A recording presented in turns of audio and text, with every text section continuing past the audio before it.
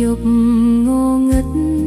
សំឡេងឆ្កែលូនឹងខ្លែងស្រាអូនព្រឺសំវល់ខ្ញា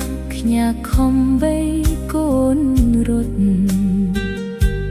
ទោះមានឧបសគ្គចិត្តអូនមិនស្លុតត្រូវរត់ផុតភូមិឲ្យទៅដល់ពេលការអត់ធ្មត់មានដែនកំណត់ឆ្អែតនឹងភាពកុំសត់គ្រប់គ្រាន់ហើយអូនមិនអាចទ្រាំនឹងបន្តទៀតឡើយអារម្មណ៍ធូរស្បើយប្រសិនគ្មានប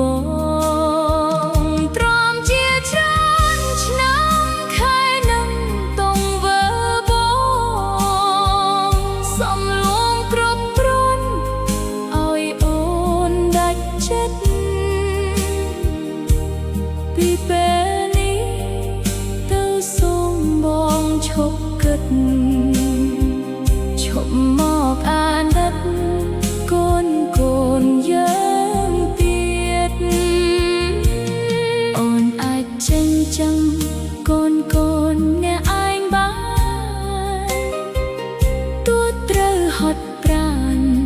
ប្រសើរជាងហត់ចិត្តសូមថែស្រីបងចុះនឹងកុំមកចិត្ត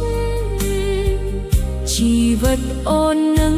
កូនជារៀងរហូត